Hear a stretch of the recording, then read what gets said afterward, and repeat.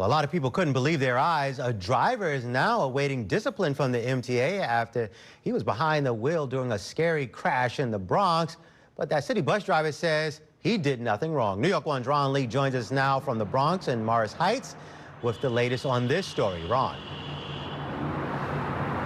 Dean, those terrifying images of that MTA bus dangling off the side of this overpass, which now has some protective makeshift fencing up, left many people wondering how in the world that bus crash could have happened.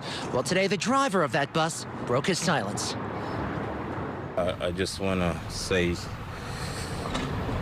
my sincerity goes out to all the passengers on the bus, and I'm just thankful that no one lost their lives. 55-year-old Everton Becken is not quite sure if or when the MTA will ever allow him to drive a bus again after he was behind the wheel during this horrific crash late Thursday night. It left the front of this BX35 bus dangling over an overpass here in Morris Heights. The bus came dangerously close to striking the pavement of the Cross Bronx Expressway.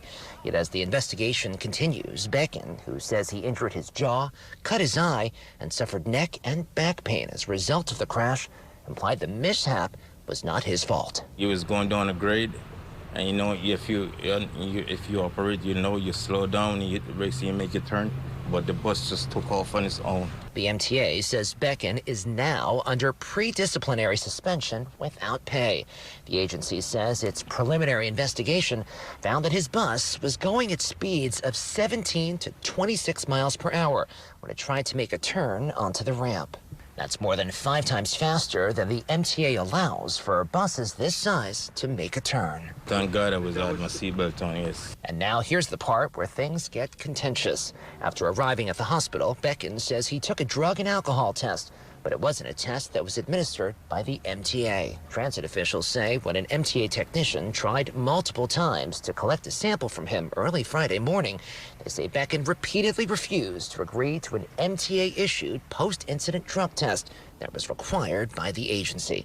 Becken says it isn't true, and he has no recollection of the agency asking him to take a test. There's no reason for me to refuse a drug test.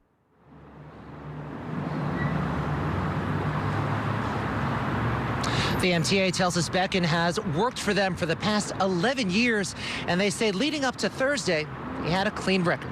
We're in the Bronx. Ron Lee, New York 1. Dean. All right, Ron, thank you.